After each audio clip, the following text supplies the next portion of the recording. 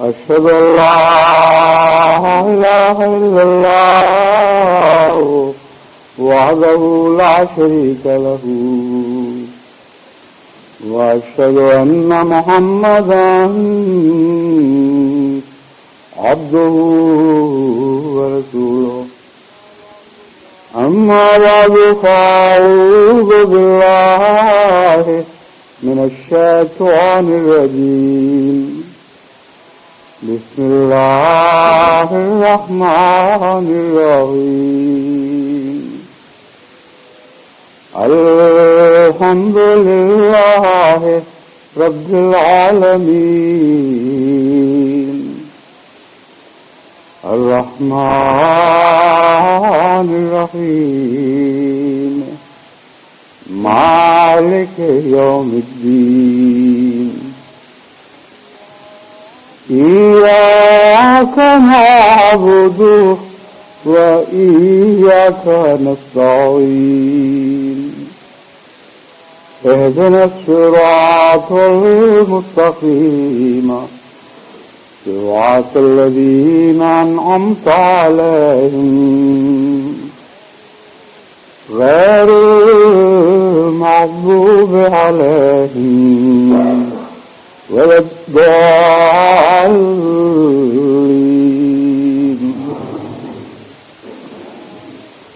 قالت الأعراب آمنا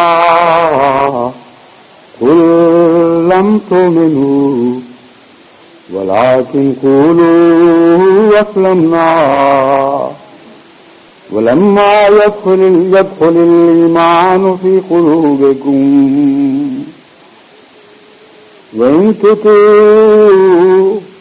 وإن تطيعوا الله ورسوله لا يلدكم من أعمالكم شيئا إن الله غفور رحيم.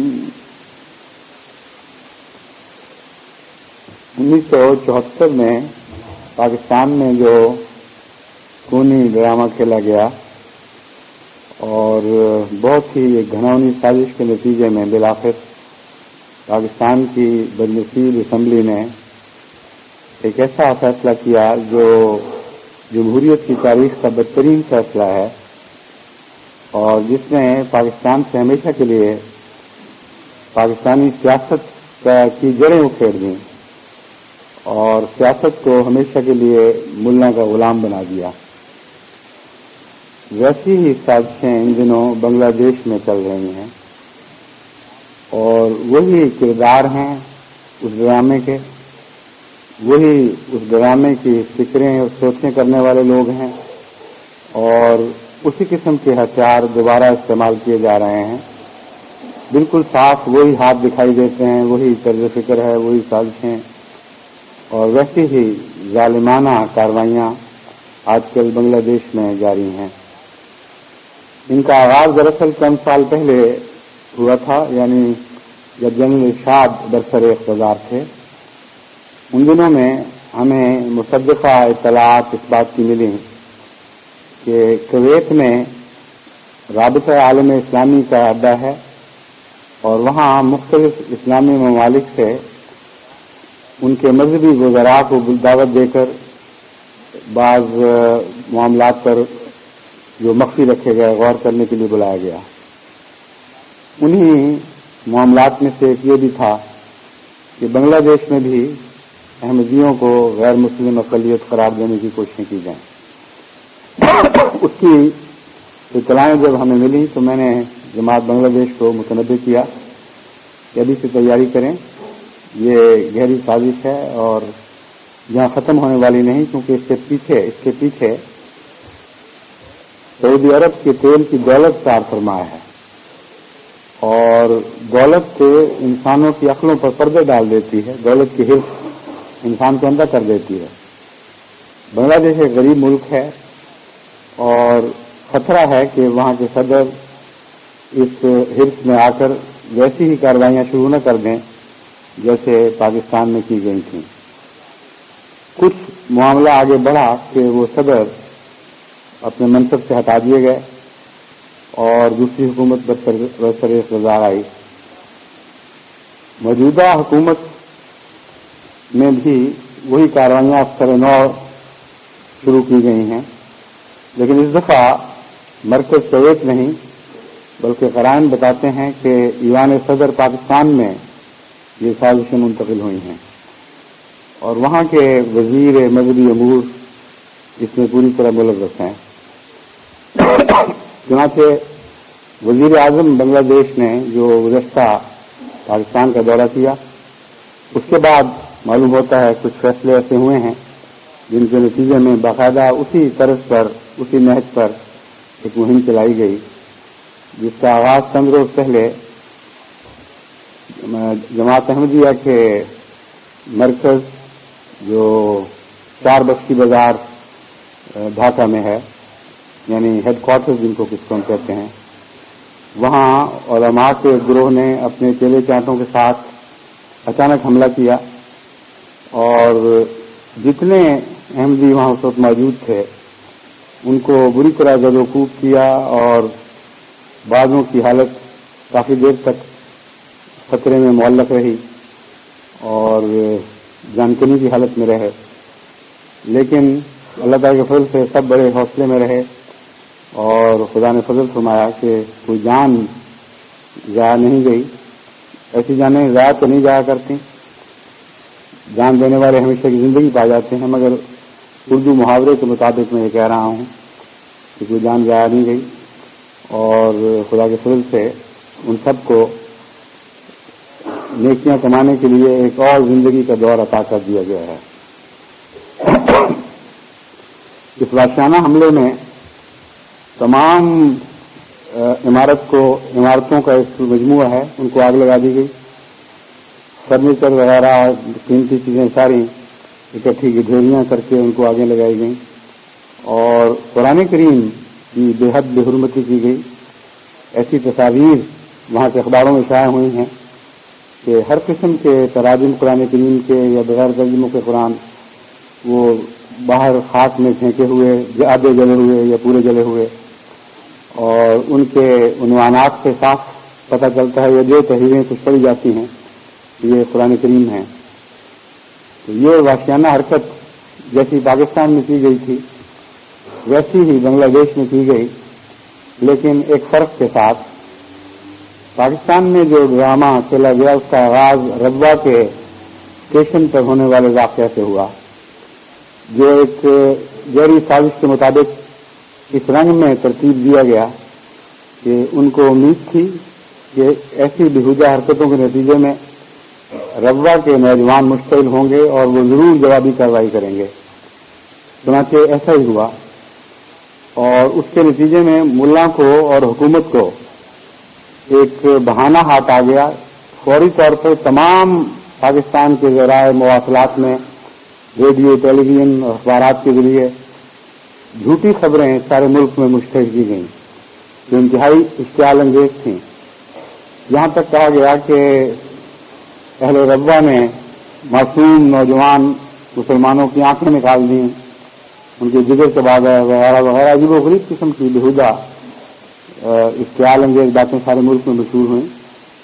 بلکہ مجھے یاد ہے کہ ہزارے میں تو ایک مولوی بالٹی میں بکروں کی آنکھیں لیے پھرتا تھا اور بتا رہا تھا قسمیں کھا کر کہ یہ وہ آنکھیں ہیں جو مسلمان معصوموں کی آنکھیں ہیں جو اہل ربوہ نے نکالی تھیں. بالٹی بھری ہوئی آنکھوں کی وہاں پہنچ گئی تھی. اس قسم کی جاہلانہ حرکتوں میں حکومت پوری طرح ملوث تھی اور تمام ذرائع ابلاغ اس جھوٹ کی تشہیر کر رہے تھے اور عوام الناس کو یقین دلایا جا رہا تھا کہ ربوہ میں بہت ہی بڑا ظالمانہ حملہ مسلمان طلباء پر کیا گیا ہے اور بڑی شدید قسم کی ظالمانہ کارروائی کے نتیجے میں بہت سی جانیں خطرے میں ہیں وغیرہ وغیرہ. اس کے اثر، اس کا لازمی اثر جو پڑنا تھا وہ یہ تھا کہ سارے ملک میں فسادات کی آگ پھیل گئی اور کثرت کے ساتھ یعنی ہزاروں کی تعداد میں احمدی دکانیں جلائی گئیں، مکانات جلائے گئے، بہت سے احمدی شہید ہوئے. بہت ہی ظالمانہ طریق پر اس انتقامی کارروائی کو آگے بڑھایا گیا جس کو حکومت کی سرپرستی حاصل تھی.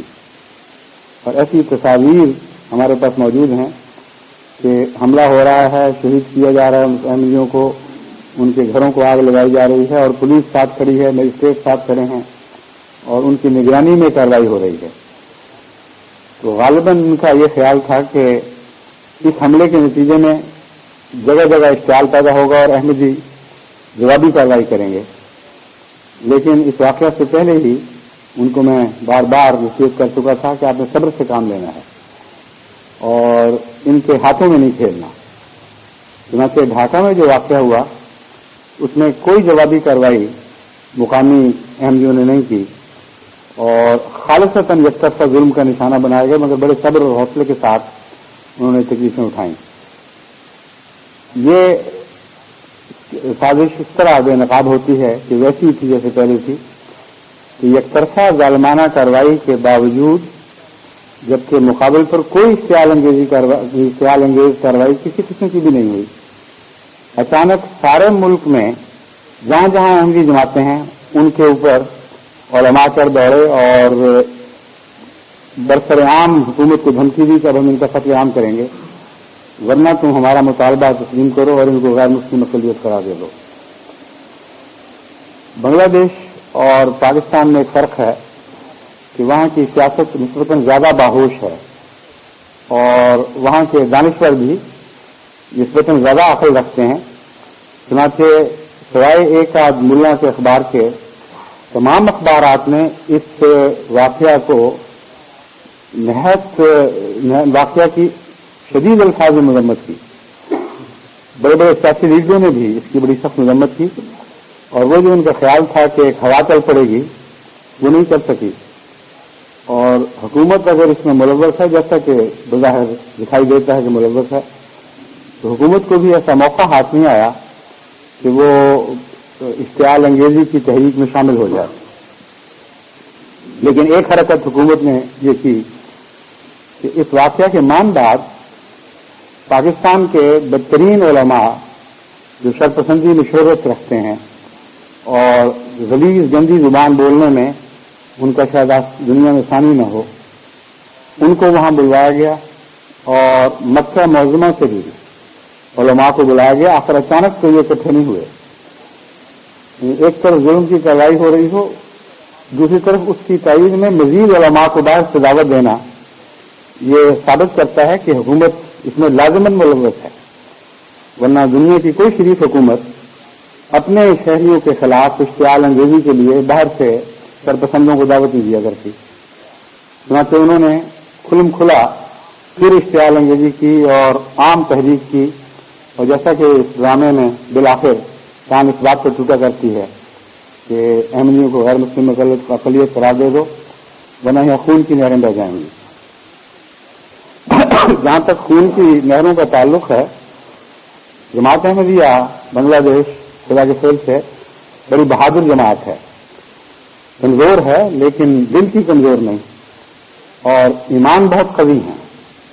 چنانچہ مجھے بنگلہ دیش کے امیر صاحب کی طرف سے یہ یقین دہانی بار بار ملی ہے کہ آپ فکر مند ہیں، فکر کریں، دعائیں بے شک کریں، اور خطرات بھی بہت ہیں، لیکن ہر احمدی ایک چٹان کی طرح ثابت قدم ہے اور ہر قربانی دینے کے لیے تیار ہے۔ وہ مغروب جن کو شدید تکلیف پہنچائی گئی اور بہت بری طرح بدوقوف کیا گیا، ان میں سے ایک بھی نہیں ہے جس نے اف کی ہو یا شکایت کی ہو کہ میرے ساتھ یہ ہو گیا۔ اس لیے انہوں نے یقین دلایا ہے کہ آپ مطمئن رہیں، ساری دنیا کی جماعتوں کو شک یہ اطلاع ہو کہ اللہ تعالیٰ کے فضل سے بنگلہ دیش میں کوئی احمدی پیٹھ دکھانے والا احمدی نہیں ہے۔ اگر کوئی واقعہ مزید ہوا تو ہر احمدی خدا تعالیٰ کے فضل کے ساتھ قربانیوں کے لیے اکٹھا ایک جان کی طرح اپنے آپ کو پیش کرے گا۔ یہ وہ حالات ہیں مختصر جن کے جو بالارادہ شرارت کے طور پر سازش کے نتیجے میں وہاں پیدا کیے گئے اور پیدا کیے جا رہے ہیں۔ اور آج کی اطلاع یہ ہے کہ علماء کی طرف سے، جیسا کہ پہلے بھی ہوا کرتا تھا، ایک جلوس پہلے شور بخشی بازار ڈھاکہ میں جہاں جماعت کا ہیڈ کوارٹر ہے اس کی طرف پہنچا۔ وہاں تو عمارت تو کوئی باقی بچی نہیں تھی جو جس کو مزید جلایا جاتا، لیکن ارد گرد سے بہت سے مخلصین وہاں پہنچے ہوئے تھے اس عہد کے ساتھ کہ اگر اب کچھ ہوا تو ہم ہر قسم کی قربانی پیش کریں گے. اس لیے اندر تو وہ نہیں گئے، لیکن شدید گند بکتے ہوئے، گالیاں دیتے ہوئے، غیر مسلم قرار دیے جانے کے مطالبوں کا اعلان کرتے ہوئے وہ آگے بڑھے اور اسمبلی کی طرف گئے، اور اسمبلی میں باقاعدہ یہ مطالبہ پیش کیا گیا اور اسپیکر نے اس کو قبول کیا. بلکہ ایک اطلاع کے مطابق یہ پہلے ہی پیش کیا جا چکا تھا، جبکہ اسپیکر کی نمائندگی نے اس کو قبول کر لیا تھا. اب یہ ایک عوامی کارروائی کے طور پر غالباً دوبارہ پیش کیا گیا ہے کہ احمدیوں کو غیر مسلم اقلیت قرار دے دو. جماعت احمدیہ اللہ تعالی کے فضل سے الہی جماعت ہے، اور آج تک جتنے بھی اطلاع جماعت پر آئے ہیں یہ ایک سچی حقیقت ہے. تکلیفیں پہنچی ہیں، جذباتی، عزتوں کی، اموال کی، ہر قسم کی قربانیاں جماعت نے دی ہیں، اموال اور انفس کی ہر طرح کی قربانیاں پیش کی ہیں، لیکن جماعت کا قدم پیچھے نہیں ہٹا. زیادہ سے زیادہ یہ ہوا ہے کہ چند سوکھے ہوئے پتے گھڑے ہیں، لیکن ان سے زیادہ شاداب اور سرسبز اور نشو و نما پانے والے پتے ایسے ظاہر ہوئے جو بارور بھی بنے، آگے انہوں نے پھر پھل پیدا کیے. تو جماعت کی تاریخ بتاتی ہے کہ یہ وہ جماعت نہیں ہے جسے چکی میں پیسا جائے تو چھوٹی ہو کر باہر نکلے. یہ وہ جماعت ہے جو تمام الہی جماعتوں کی طرح چکی سے پس کر نہیں نکلتی، بلکہ بڑی ہو کر اور مزید طاقتور ہو کے باہر آتی ہے. اس لیے اللہ بہتر جانتا ہے کہ وہاں آئندہ کیا ہوگا. میں اس سلسلے میں کچھ مشورے وہاں کی حکومت اور وہاں کے عوام اور سیاستدانوں کو دینا چاہتا ہوں، لیکن جو بھی ہوگا میں جماعت احمدیہ عالمگیر کو یقین دلاتا ہوں کہ جماعت احمدیہ کو دنیا کی کوئی طاقت ذلیل اور رسوا اور چھوٹا نہیں کر سکتی. پہلے سے بہت بڑی ہو کر نکلے گی. ہر ابتلا نے جماعت کو طاقت بخشی ہے، کمزور نہیں کیا. بس یہ ابتلا کوئی نئی نوعیت کا ابتلا نہیں، 100 سال سے ہمارے آزمودہ ابتلاؤں میں سے ایک ابتلا ہے. اس کے نتیجے کے متعلق جماعت احمدیہ کو ادنا سا بھی شک نہیں. ابھی پچھلے دنوں جو کینیڈا میں مسجد کی تقریب تھی، مسجد کی افتتاح کی تقریب، اس سے متعلق دنیا سے جو اطلاعات مل رہی ہیں ان سے پتہ چلتا ہے کہ بہت سے غیر احمدیوں نے جو نظارے دیکھے ہیں تو حیران رہ گئے ہیں کہ جماعت کہاں پہنچ گئی ہے. پاکستان کے ایک احمدی صحافی نے مجھے خط لکھا جو کل ہی ملا ہے. وہ لکھتے ہیں کہ یہاں کے ایک نامور صحافی ہیں جو مذہبی امور میں لکھنے کی شہرت رکھتے ہیں اور ان کا معروف نام ہے سارے پاکستان میں. وہ مجھے ملنے آئے اور سر پھینکا ہوا اور ایسی عجیب کیفیت تھی جیسے تکلیف کی حالت میں ہوں. اور انہوں نے مجھے بتایا کہ رات میں نے ایک احمدی کے گھر وہ ڈھاکہ میں منعقد ہونے والی مسجد کی افتتاحی کارروائی دیکھی اور ساری رات میں اس بات پر پچھتاتا رہا کہ ہم کیا کر بیٹھے اور کیا ہماری عقلوں پر گزری.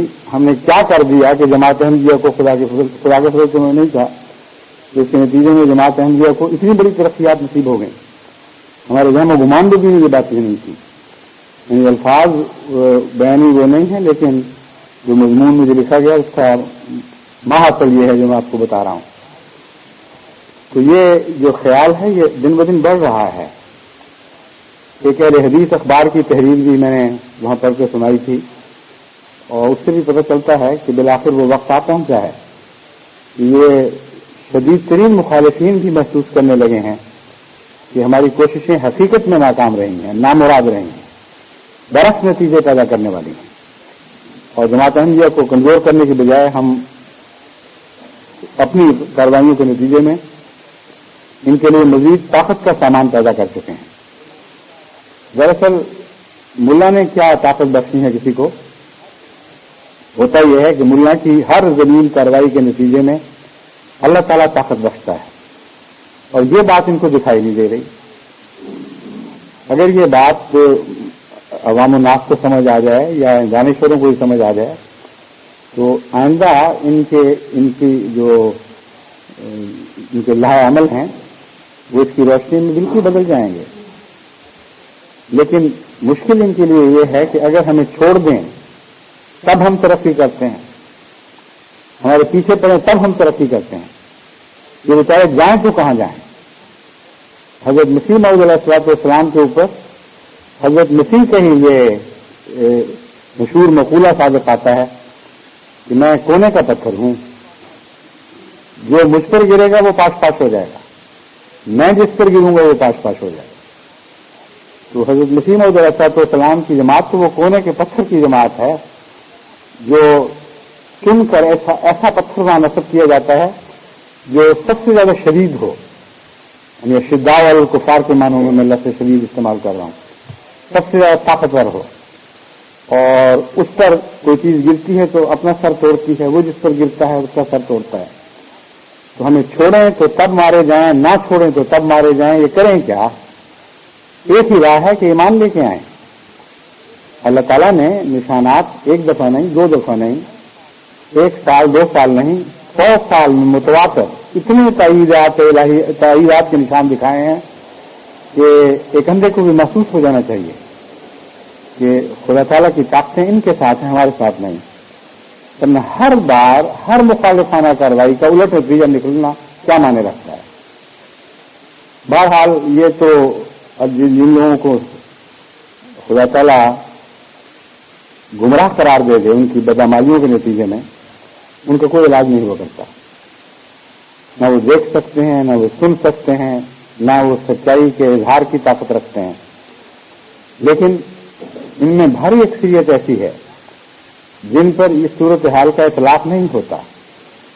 بھاری اکثریت ایسی ہے جو لا علمی میں یہ حرکتیں کر رہی ہے. یہ صرف چند ہیں گنتی کے رہنما ان کو کہہ لیں یا بدنصیب لیڈر کہہ لیں، جو بھی ان کو نام دیں، رہنمائی کی صلاحیتوں سے محروم ہیں اور غلط صلاحیتوں کے استعمال کے نتیجے میں ہر دفعہ قوم کو ہلاکت کی طرف لے کے جاتے ہیں. یہ وہ بدنصیب واقعات ہیں جنہوں نے پاکستان کا حلیہ بگاڑ کے رکھ دیا ہے. جب سے پاکستان قائم ہوا ہے مسلسل مولوی کے مظالم اور غلط رہنمائی کے ذریعے کے نتیجے میں قوم کا حال بد سے بدتر ہوتا چلا جا رہا ہے.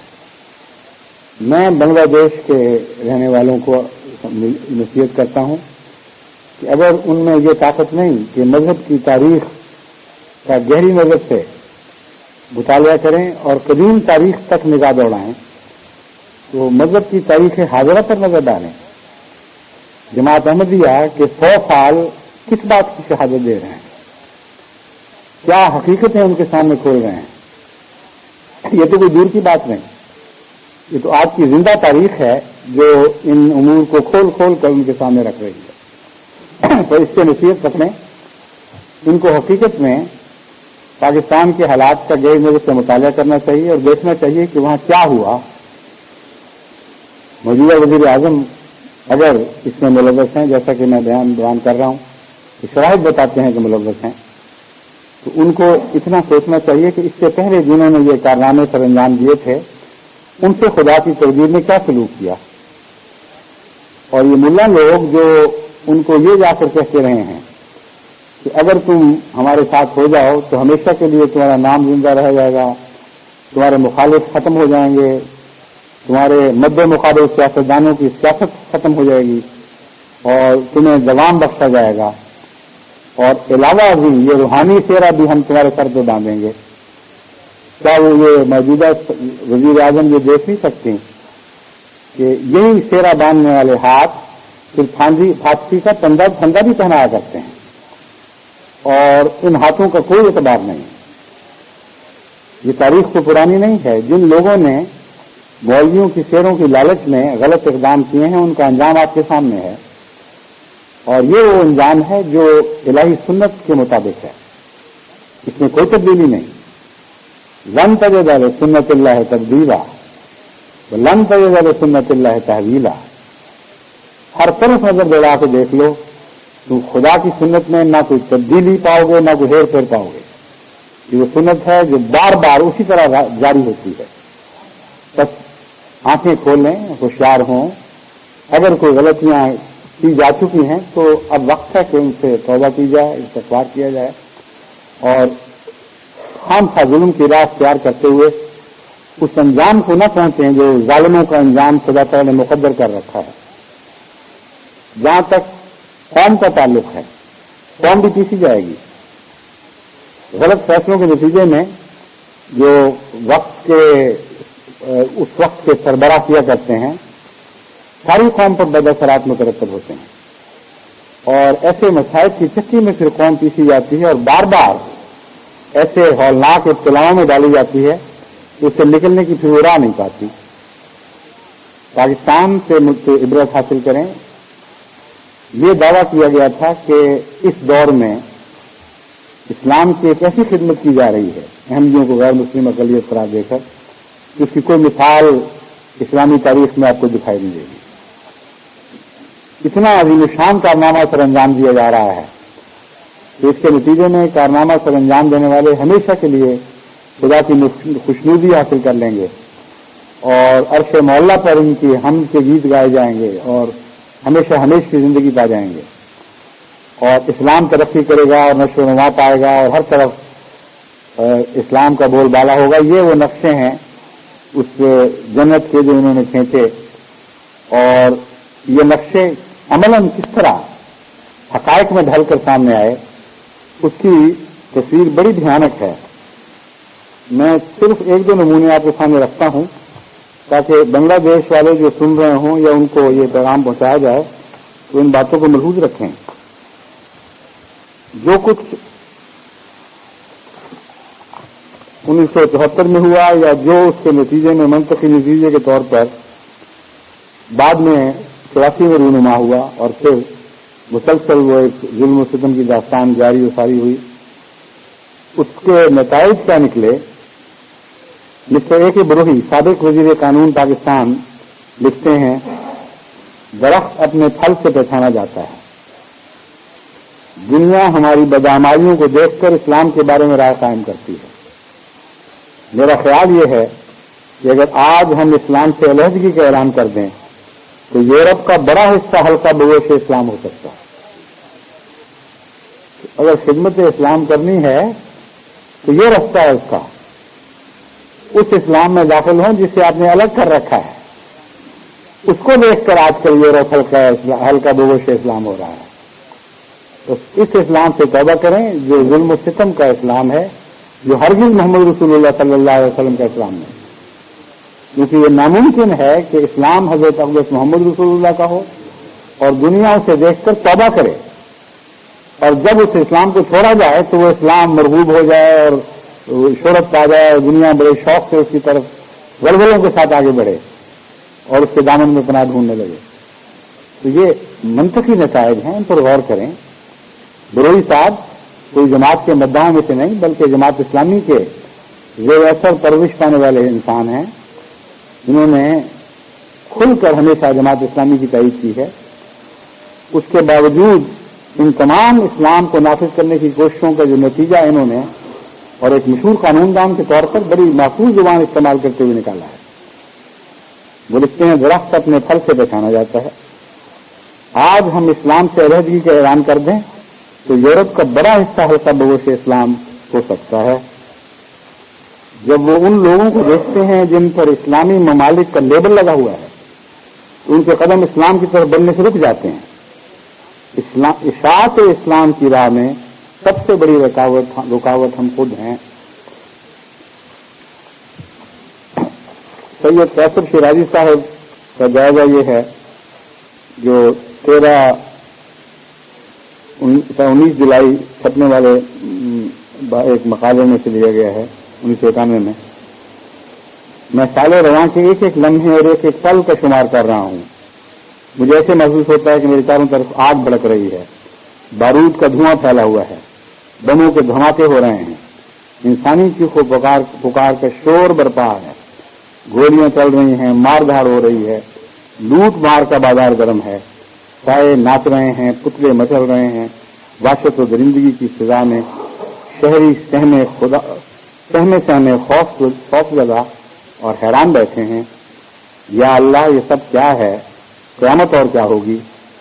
عذاب الہی نازل ہونے میں کوئی کسر باقی نہیں رہی۔ سوال یہ ہے کہ جو کچھ پاکستان میں ہوا، اگر یہ اسلام کی خدمت تھی تو کیسا خدا ہے جس کے دین کی آپ نے خدمت کی؟ محمد مصطفیٰ صلی اللہ علیہ وسلم کا خدا تو ایسا نہیں تھا، وہ تو ادنا ادنا خدمتوں کو حیرت انگیز احسانات سے نوازتا تھا۔ کسی نے ایک روٹی کی قربانی پیش کی ہے تو ایسے اموال میں برکتیں دی گئیں کہ نسلان بعد نسل ان برکتوں سے ان کی اولادوں نے کھایا اور پھر بھی وہ ختم نہیں۔ کسی نے معمولی عزت کی قربانی دی تو عزتوں میں ایسی برکت دی گئی کہ معمولی چوراہے تاج و تخت کے مالک بنا دیے گئے۔ یہ وہ خدا ہے جو اپنی راہ میں قربانی کرنے والوں کو نوازتا ہے، ان سے محبت اور پیار کے سلوک کرتا ہے۔ یہ کیسا خدا ہے تم لوگوں کا خدا؟ اگر تم سچے ہو، اور یقیناً تم جھوٹے اور سچے نہیں، کیونکہ اگر تم سچے ہوتے تو خدا کا سلوک تم سے ایسا نہ ہوتا۔ بس میں تمہارے محاورے میں کہہ رہا ہوں کہ یہ تمہارا خدا کیسا ہے کہ جتنی خدمت کرتے ہو اتنی ڈیوٹیاں مارتا ہے اور ایسا ذلیل و رسوا کرتا ہے اور ناراضگی اور عذاب کے ایسے کوڑے برساتا ہے کہ ساری قوم اس سے بلبلا اٹھی ہے، چیخ رہی ہے اور کوئی چارہ نہیں پا رہی، کوئی نجات کی راہ نہیں دیکھتی۔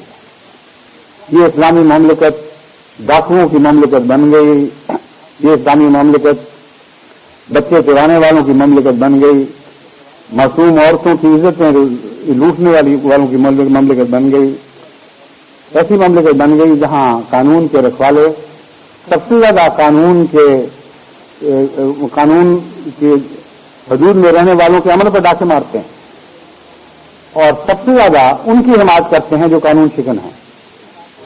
پاکستان کے حالات تو اب ایسے کھلے کھلے واضح حالات ہیں کہ کبھی دنیا میں کسی رات کی سیاہی ایسے واضح نہیں ہوئی جیسے پاکستان کے دنوں کی سیاہیاں واضح ہیں، اور اندھیر نگری کا ایسا عالم ہے کہ کوئی پاکستان کا باشندہ ایسا نہیں رہا جس پر شور نہ ڈال رہا ہو، پکار نہ کر رہا ہو کہ یہ کیا ہو گیا۔ کیا خدمت تم نے کی ہے خدا تعالیٰ کی اور دین کی جس کے نتیجے میں سزائیں مل رہی ہیں؟ وہ واضح خدمت ہے۔ 1974 کے بعد سے آج تک پھر اس ملک کو امن نصیب نہیں ہوا۔ تو بنگلہ دیش کی وزیر اعظم محترمہ کو اور وہاں کے دانشوروں کو میں سمجھاتا ہوں، ایک غریبانہ عاجزانہ نصیحت ہے کہ ان جہالتوں کا ارادہ نہ کریں جو ظلمات بن کر آپ کو ایسا گھیر لیں گے کہ ان ظلمات سے نکلنے کی کوئی راہ نہیں پائیں گے آپ۔ پہلے یہ غریب ملک ہے، کئی قسم کے حوادث کا شکار ہے، غربت اتنی ہے کہ کم ہی کسی ملک میں اتنی غربت ہوگی، اور پہننے کے لیے کپڑے میسر نہیں بچوں کو، بھاری تعداد ایسی ہے جو لنگوٹوں میں یا معمولی ایک چادر میں گزارے کرتی ہے، ایک وقت کی روٹی مل جائے تو غنیمت سمجھی جاتی ہے۔ اس کے اوپر خدا کا غضب سے ہیڑ بیٹھیں اور خدا کو ناراض کرنے کے لیے کوئی اقدام کر بیٹھیں، بہت بڑی جہالت ہوگی اور تاریخ کبھی آپ کو معاف نہیں کرے گی اپنے ایسی بےہودہ حرکت کی۔ ملا آپ کو اسلام کے نام پر یہ کہتے ہیں کہ عظیم شان خدمت ہے، کیونکہ نعوذ باللہ من ذالک ایک شخص نے حضرت محمد رسول اللہ کی نبوت پر ڈاکہ ڈال دیا، آپ کی خاتمیت پر ڈاکہ ڈال دیا۔ ایسا بےہودہ محاورہ ہے جو رسول اللہ صلی اللہ علیہ وسلم کی گستاخی ہے۔ کون ہے، کس ماں نے وہ بچہ جانا ہے جو محمد رسول اللہ کی عزت پر ڈاکہ ڈال سکے، آپ کی نبوت پر ڈاکہ ڈال سکے؟ کوئی پیدا ہی نہیں ہوا ایسا، اور پیدا ہو تو خدا کی تقدیر اس کا نام و نشان دنیا سے مٹا دے گی۔ بس یہ محض بےہودہ محاورے ہیں جن میں کوئی حقیقت نہیں ہے سوائے جھوٹ کے، سوائے فساد کے۔ یہ زبان اور کوئی پیغام نہیں دیتی، لیکن عوام الناس ظاہر بلکہ سیاستدان بھی جہالت میں مبتلا ہو کر بعض دفعہ ان جھوٹے کھوکھلے والوں سے متاثر ہو جاتے ہیں۔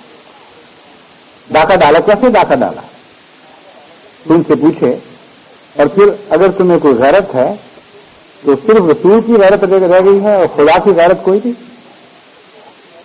آج دنیا میں بھاری اکثریت انسانوں کی ایسی ہے جنہوں نے خدا کی خدائی پہ تمہارے محاورے کے مطابق ڈاکے ڈال رکھے ہیں۔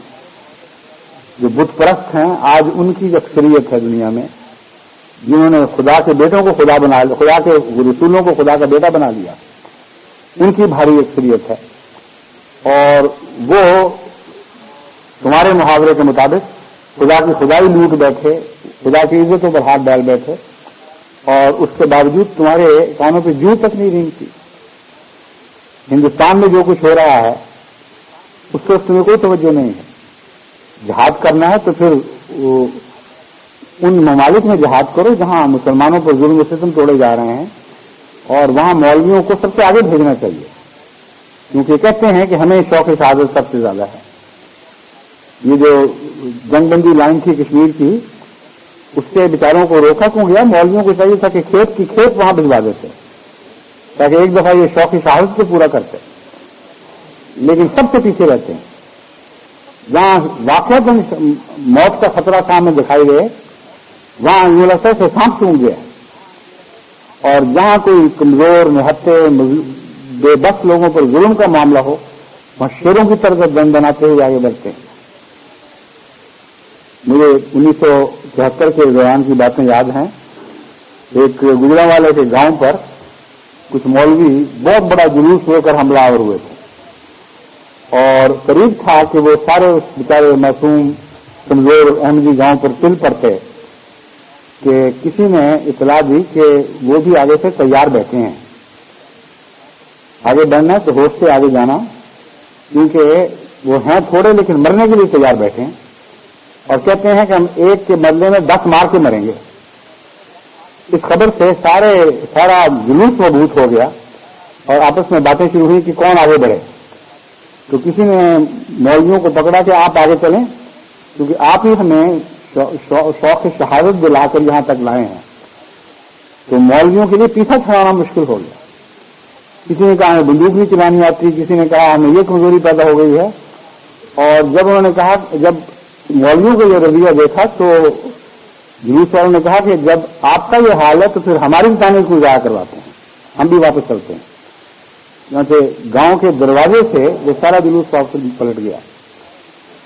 تو حکومتوں کو چاہیے اگر مولویوں کی صداقت آزمانی ہے تو انہیں آزمائشوں کی بھٹی میں سب سے آگے جھونکیں، جہاں جہاں مظالم ہو رہے ہیں مسلمانوں پر وہاں ان کو دھکیلا جائے۔ میں نے گزشتہ کچھ عرصہ پہلے جمعے میں اعلان کیا تھا کہ بوسنیا کی سرزمین واقعتاً شہادت تیز بلا رہی ہے، اور میں نے اعلان کیا تھا کہ جن ممالک میں مسلمان حکومتیں ہیں وہ صاحب اختیار ہیں، وہاں جہاد ہو سکتا ہے۔ جو غیر مسلم ممالک میں غیر مسلم حکومتوں میں رہتے ہیں ان کے لیے جہاد کی صورت نہیں ہے، لیکن ترکی میں جہاد ہو سکتا ہے، پاکستان میں جہاد ہو سکتا ہے، یعنی وہاں کی حکومتیں اعلان کریں تو میں ان کو یقین دلاتا ہوں کہ اللہ کے فضل سے اعلان کریں کہ احمدی پیش ہوں گے، لیکن آپ کے لیے مشکل یہ ہے کہ آپ احمدیوں کو مسلمان نہیں سمجھتے اور جہاد کے لیے استعمال کرنا شاید پسند نہ فرمائیں۔ تو میرا مشورہ یہ ہے کہ مولویوں کو باسنیوں کو نہیں بھجوائے تھے، سارے مولویوں کو پکڑ کے پاکستان کے ہوں بنگلہ دیش کے ہوں ان کی فوجیں بنائیں اور باسنیا میں بھجوا کے ان کو جامع شہادت نوش کرنے دیں۔ اتنا بیچارے مسلمان عوام کے پیچھے پڑے ہوئے ہیں جامع شہادت نوش کرو، خود کیوں نہیں نوش فرماتے؟ اپنی جگہ وہ جام تلف ہو جاتا ہے۔ تو دھوکے باز ہیں۔ بنگلہ دیش میں بھی ان کا یہی حال ہے، بار بار وہاں سے اطلاعیں آتی ہیں کہ بعض علاقوں پر مظالم ہوئے ہیں مسلمانوں کے خلاف، برما سے بڑے بھاری تعداد میں مہاجر آئے ہیں، تو برما کا فرنٹ کیوں نہیں کھول لیتے ان کے لیے؟ ضرور بیچارے مظلوم احمدیوں پر حملے کروانے ہیں جو اپنا دفاع بھی نہیں کر سکتے، جن کو تعداد کے لحاظ سے طاقت کے لحاظ سے یہ توفیق ہی نہیں ہے، اور ان کے لیے سرد جو دور ہے وہ مظلومیت کا دور ہے، اسی میں وہ زندگی بسر کریں گے۔ وہ اپنی مظلومیت سے بھی نہیں ڈرتے، وہ اپنے نہتا ہونے سے بھی نہیں ڈرتے۔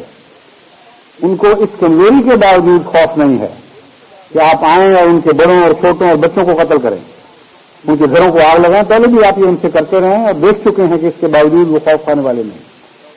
تو تم جو سمجھتے ہو کہ واقعتاً تم جامع شہادت نوش کرنے کی خواہش رکھتے ہو، بہترین علاج تمہارے لیے ہے کہ برما کی سرحد کھول لو، اور ڈھاکہ کی جو حکومت بنگلہ دیش کی حکومت کو چاہیے، اچھی بھلی فوج ملی ہوئی ہے، لاکھوں کی تعداد میں ملا اور ان کے چیلے چانٹے ہیں، ان کو بھجوائیں، ایک دفعہ جھگڑا ختم ہو، سیاست گندگی سے پاک ہو اور امن کی زندگی بسر کریں، تو جاہلانہ حرکتیں نہ کریں، حقیقت پہ اترے، دیکھیں حال کیا ہے۔ نبوت پر نہ کوئی حضرت صلی اللہ علیہ وسلم کی نبوت پر نہ کوئی ڈاکہ ڈال سکتا ہے، نہ قیامت تک کوئی ایسا پیدا ہوگا جو ڈاکہ ڈال سکے۔ حضرت اقدس مسیح موعود علیہ السلام نے تو غلامی کا دعویٰ کیا ہے اور عاشقانہ غلامی کا دعویٰ کیا ہے۔ آج نے تو یہ کہا ہے کہ وہ ہے، میں چیز کیا ہوں، بس فیصلہ یہی ہے۔ تب ہم نے اس سے پایا شاہد ہے تو خدایا، وہ جس نے حق دکھایا وہ مالکا یہی ہے۔ حضرت مسیح موعود علیہ السلام کا کلام تو پڑھ کے دیکھیں تو کیسا عاشق صادق ہے۔ عربی، اردو، فارسی میں جو حضرت محمد مصطفیٰ صلی اللہ علیہ وسلم کی محبت میں آپ کا کلام ہے، اس کی مزید سارے عالم اسلام میں آپ کو کہیں دکھائی نہیں دیتی۔ تو ہوش کریں، دیکھیں تو صحیح کہ کس کے اوپر آپ کفر کے فتوے لگاتے ہیں۔ آپ کا دعویٰ صرف یہ ہے کہ آپ وہ مہدی ہیں جن کے آنے کی خوشخبری محمد رسول اللہ نے دی اور جن کے حق میں آسمان سے چاند سورج نے گواہی دی۔ آپ کا دعویٰ یہ ہے کہ آپ وہ مسیح موعود ہیں جنہوں نے حضرت صلی اللہ علیہ وسلم کی غلامی میں عیسائیت کے خلاف ایک عالمگیر جہاد کی بنیاد ڈالنی تھی اور مہم شروع کرنی تھی۔ جہاں تک نبوت کا تعلق ہے، جماعت احمدیہ کا یہ عقیدہ ہے کہ مہدی اور مسیح کا مقام غلامی نبوت کا یعنی مطیع نبوت کا ہے، جس کا قرآن کریم میں ذکر ملتا ہے۔ وہ حقیقی نبوت جو آزاد ہو، جو کسی دوسرے نبی کی غلام نہ ہو، وہ حقیقی نبوت جو صاحب شریعت ہو، اس کا نہ کبھی مسیح موعود نے دعویٰ فرمایا، نہ کبھی ایسا ادعا کیا، بلکہ ایسے شخص پر لعنت ڈالی اور فرمایا کہ اس کا اسلام سے کوئی بھی تعلق نہیں۔ بس حضرت مسیح موعود علیہ السلام کا دعویٰ تو مسیحیت اور مہدویت کا ہے، اور ہم عقلاً اور نقلاً ثابت کرتے ہیں کہ مسیح موعود جو امت محمدیہ میں پیدا ہونا ہے اور مہدی موعود جس نے امت محمدیہ میں ظاہر ہونا ہے، یہ حضرت صلی اللہ علیہ وسلم کے تابع نبی ہیں، آزاد اور حقیقی نبی ان معنوں میں کہ گویا وہ کسی دوسرے نبی کی غلامی سے آزاد ہوں اور اپنی ذات میں فی ذات ہی نبوت کے کمالات حاصل کر چکے ہوں۔ ایسا نبی نہ آ سکتا ہے، نہ کبھی کسی نے دعویٰ کیا۔ اور امتی نبوت کے متعلق قرآن کریم گواہ کھڑا ہے۔ اس آیت کو جب تک تم قرآن سے نوچ کر باہر نہ نکال دو، تمہارا کوئی حق نہیں ہے کسی پہلو سے بھی کہ حضرت مسیح موعود علیہ السلام پر کسی قسم کا حملہ کرو اور یہ الزام لگاؤ کہ آپ نے نعوذ باللہ من ذالک ایسی نبوت کا دعویٰ کیا ہے جس کو قرآن رد کرتا ہے۔ من یطع اللہ والرسول فاولئک مع الذین انعم اللہ علیہم من النبیین والصدیقین والشہداء والصالحین وحسن اولئک رفیقا۔ کیسا کھلا کھلا اعلان عام ہے۔ آیت خاتم النبیین برحق ہے۔ حضرت مسیح موعود علیہ السلام اللہ کی قسمیں کھا کر اعلان کرتے ہیں کہ اس آیت پر کمال بدرجہ کمال ہمیں ایمان حاصل ہے، بلکہ اس کی معرفت کو جیسا ہم سمجھتے ہیں ہمارے مخالف اس کا ادنا حصہ بھی نہیں سمجھتے۔ لیکن اس آیت کی قرآن کریم، اس آیت کے مضمون کی قرآن کریم کی کوئی دوسری آیت مخالف اور معاند ہو ہی نہیں سکتی۔ اس آیت کو اس آیت کی روشنی میں پڑھیں جس میں یہ اعلان ہے کہ ہر نبوت بند مگر غلامی کی نبوت، اطاعت محمدیہ کی نبوت، وہ جاری و ساری رہے گی اور صرف محمد مصطفیٰ کے غلاموں کا عطا ہوگی۔ من یطع اللہ والرسول، اعلان عام ہے کہ جو شخص بھی آج اللہ اور اس رسول یعنی محمد مصطفیٰ کی اطاعت کرے گا فاولئک مع الذین انعم اللہ علیہم، اب بس یہی لوگ ہیں جو انعام پانے والے ہوں گے، ان کے سوا کوئی نہیں ہوگا۔ تم نبوت کہتے ہو، قرآن کہتا ہے کہ ہر انعام محمد مصطفیٰ کی غلامی سے وابستہ کر دیا گیا ہے۔ من النبیین، کون ہوں گے یہ انعام پانے والے؟ من النبیین، نبیوں میں سے ہوں گے، والصدیقین، صدیقوں میں سے ہوں گے، والشہداء، شہداء میں سے ہوں گے، والصالحین، اور صالحین میں سے ہوں گے، وحسن اولئک رفیقا، کیسے اچھے ساتھی مل گئے تم نبیوں میں سے ہو گئے، نبیوں کا ساتھ عطا ہو گیا، صدیقوں، شہیدوں، صالحین میں سے ہو گئے، لیکن ایک شرط ہے، اطاعت محمد مصطفیٰ اور کامل اطاعت۔ جتنا اطاعت میں درجہ کمال کو پہنچو گے اتنا ہی بڑا درجہ نصیب ہو جائے گا۔ تو حضرت مسیح موعود علیہ الصلوۃ والسلام نے تو یہ دعویٰ کیا ہے کہ جو کچھ میں نے پایا ہے محمد مصطفیٰ کی غلامی اور اطاعت سے پایا ہے، اور اسے تم وہ حقیقی نبوت قرار نہیں دے سکتے جس کی راہیں بند ہیں، یعنی وہ نبی جو ہمیشہ کے لیے اولو الامر ہوگا، قیامت تک اس کے لفظ کو کوئی بدل نہیں سکتا، وہی حاکم ہے، حکمران ہے، نہ صرف اپنے زمانے کا بلکہ ہمیشہ آئندہ آنے والے زمانوں کا۔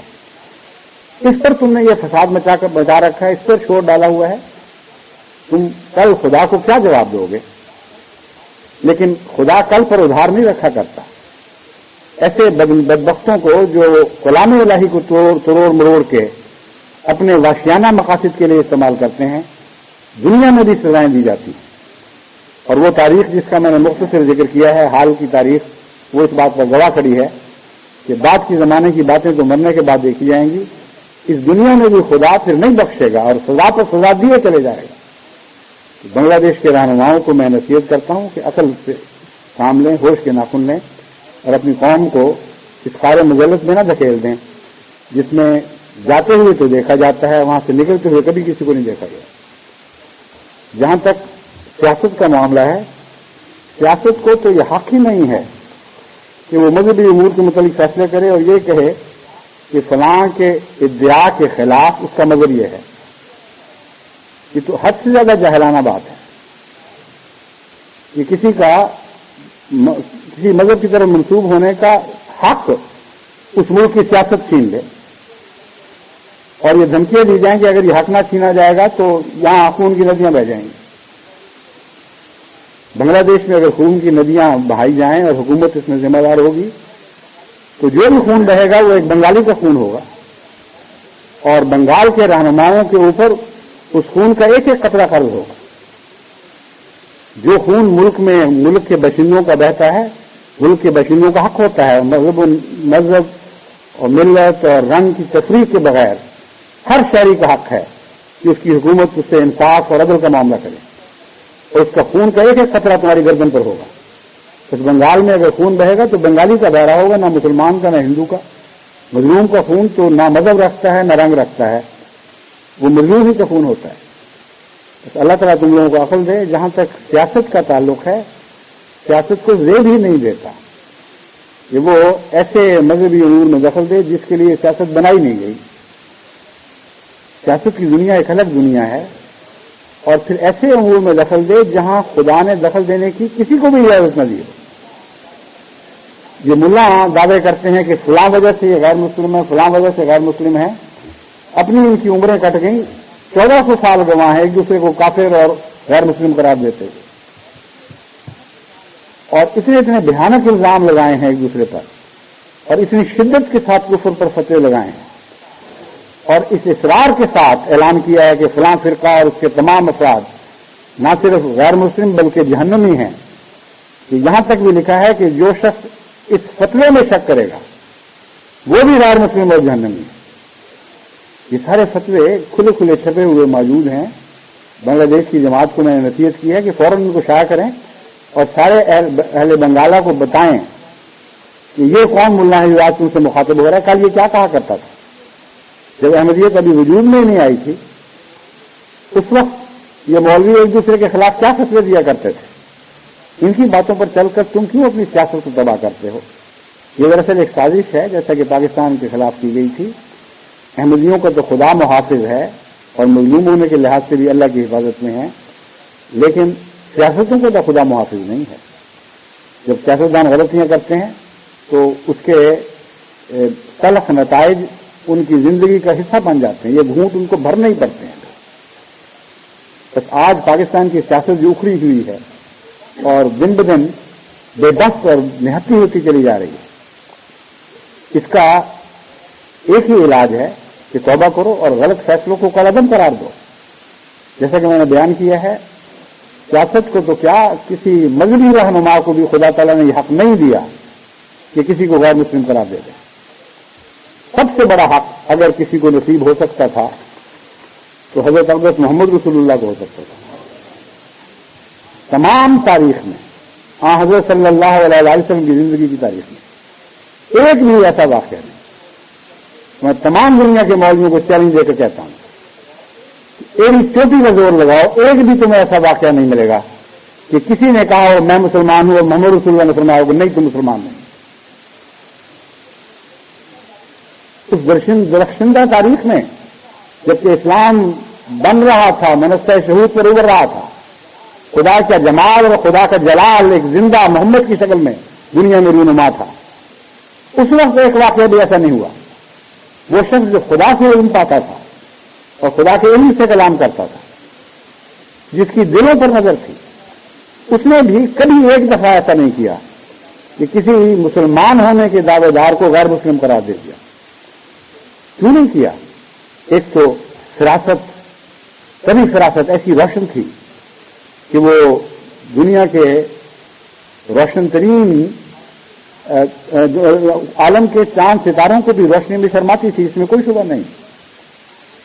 سورج کی روشنی کی حضرت صلی اللہ علیہ وسلم کی فراست کے سامنے کوئی حیثیت نہیں، کیونکہ انسانی فراست کی روشنی مادی روشنیوں کے اوپر غالب ہوتی ہے، اور جوں جوں یہ فراست ترقی کرتی ہے اس روشنی کو دوسری روشنیوں پر غلبہ آتا ہوتا ہے۔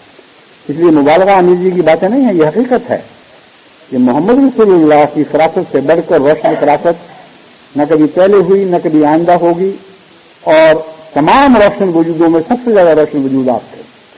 اس لیے روشنی کے ساتھ اندھیروں کا کوئی جوڑ نہیں ہوا کرتا، ایک فیصلہ بھی آپ غلط نہیں کر سکتے تھے، نہ کبھی کیا۔ دوسرے اللہ تعالیٰ نے خود اس بارے میں واضح ہدایت فرمائی۔ اللہ تعالیٰ فرماتا ہے قالت الاعراب آمنا، اعراب یعنی بدوی لوگ کہتے تھے ہم ایمان لے آئے ہیں۔ کوئی لم تو نہیں، اے محمد ان کو بتا دے، یعنی خدا خبر دے رہا ہے کہ ایمان نہیں لائے۔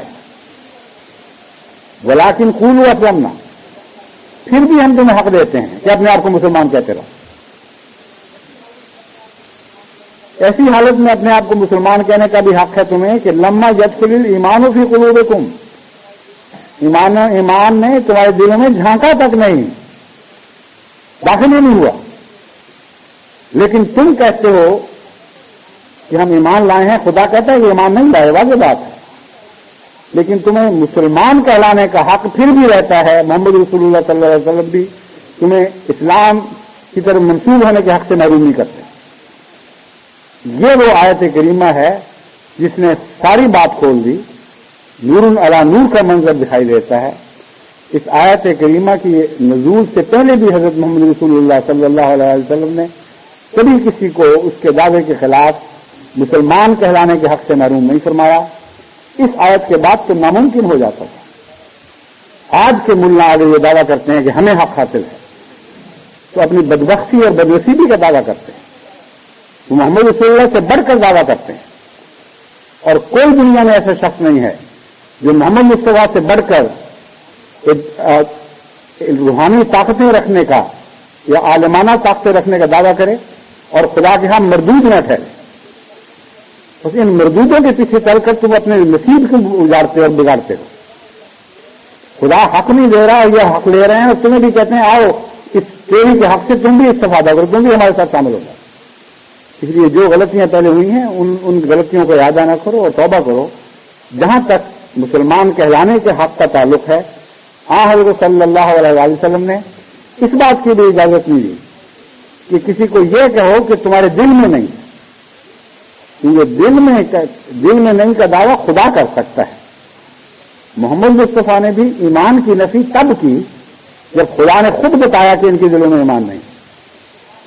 اس کے باوجود مسلمان ہونے کا دعوے کا حق ان کو دیا، اور اس حق کو سب نے استعمال کیا۔ جہاں تک یہ بات کہنے کا تعلق ہے ایک عام آدمی کے لیے کہ تمہارے دل میں نہ ایمان ہے نہ اسلام، اس حقیقت اس کے اوپر اس صورتحال پر روشنی ڈالنے کے لیے یہ عظیم واقعہ میں آپ کے سامنے رکھ کر اس خطبے کو ختم کرتا ہوں۔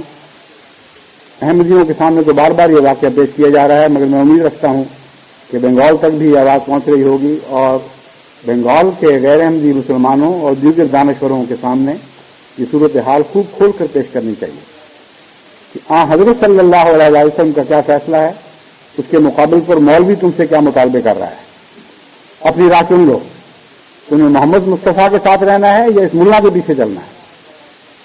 حضرت صلی اللہ علیہ وسلم کے زمانے میں ایک جہاد کے دوران ایک نامی پہلوان سے ایک مسلمان مجاہد کا مقابلہ ہوا اور بڑی مشکل کے ساتھ بالآخر اس نے اس پہلوان کو زیر کیا، اور زیر کر کے جب وہ قتل کرنے لگا تو اس نے اعلان کیا کہ لا الہ الا اللہ محمد رسول اللہ۔ میں صرف محمد رسول اللہ بھی نہیں کہا، صرف لا الہ الا اللہ۔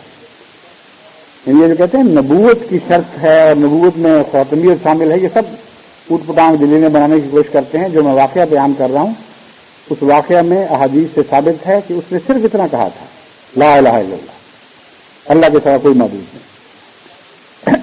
اس مسلمان مجاہد نے پھر بھی اسے قتل کر دیا۔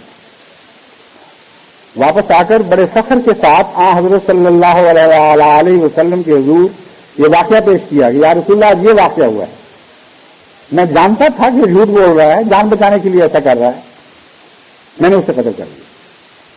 ان کی اپنی روایت ہے کہ حضرت عبداللہ محمد رسول اللہ صلی اللہ علیہ وسلم اتنے ناراض ہوئے کہ میں نے ساری زندگی میں آپ کو کبھی اتنا ناراض نہیں دیکھا۔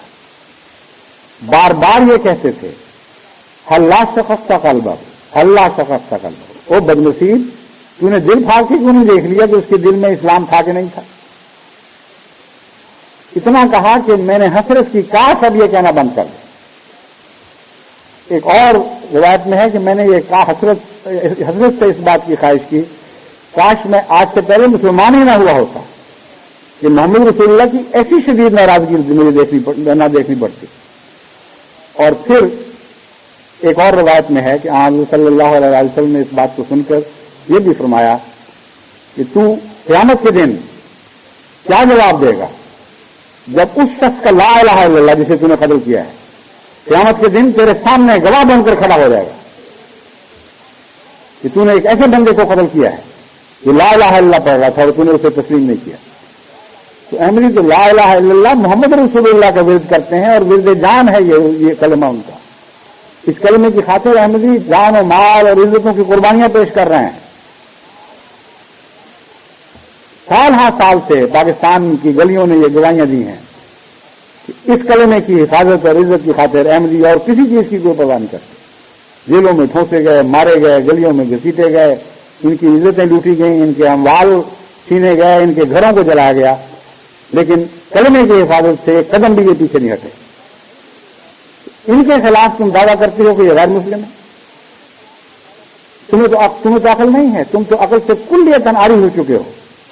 لیکن بنگلہ دیش کے سیاستدان پر مجھے توقع ہے کہ وہ بہتر دانشوری کے نمونے دکھائے گا، انہیں عقل اور فہم عام دوسرے پاکستانی سیاستدانوں کی نسبت بہت زیادہ ہے۔ میرا تجربہ ہے، میں بنگال میں بہت پھر چکا ہوں، ان لوگوں میں عقل نسبتاً زیادہ ہے اور منطق کی بات کی جائے تو ضد نہیں کرتے اور سمجھ جاتے ہیں۔ اس لیے وقت ہے کہ بڑی تیزی کے ساتھ ان کو سمجھایا جائے اور ان کو بتایا جائے کہ عقل اور ہوش کے ناخن لو، اس خوفناک سازش کا نہ خود شکار ہو نہ قوم کو شکار ہونے دو، تمہاری نہ دنیا رہے گی نہ تمہارا دین رہے گا۔ ایک لا الہ الا اللہ کا مقابلہ کرنے کے لیے کسی میں طاقت نہیں ہے۔ گلی گلی سے وہ احمدیوں کی روحیں قیامت کے دن تمہارے خلاف شہادت دیں گی، لا الہ الا اللہ محمد رسول اللہ پڑھیں گی۔ تم اس وقت کس منہ سے خدا کو جواب دو گے کہ ہم نے ان لوگوں کو ظلم کیا، ان پر ستم کیا، ان کی جانیں لی اور ان کی عزتیں لوٹی اور پھر ان کو غیر مسلم قرار دے دیا؟ تو اللہ تعالیٰ تمہیں عقل دے اور ہوش دے اور تم اس بدنصیب کہانی کو دہرانے والے نہ بنو جو پاکستان میں کچھ عرصہ دہرائی گئی تھی۔ اس کی پاداش آج تک اسی طرح جاری ہوتا رہی ہے۔ وہ واقعہ تو تاریخ کا حصہ بن گیا ہے، لیکن سزا ایک زندہ حقیقت کے طور پر قوم سے چمٹ بیٹھی ہے اور چھوڑنے کا نام نہیں لیتی۔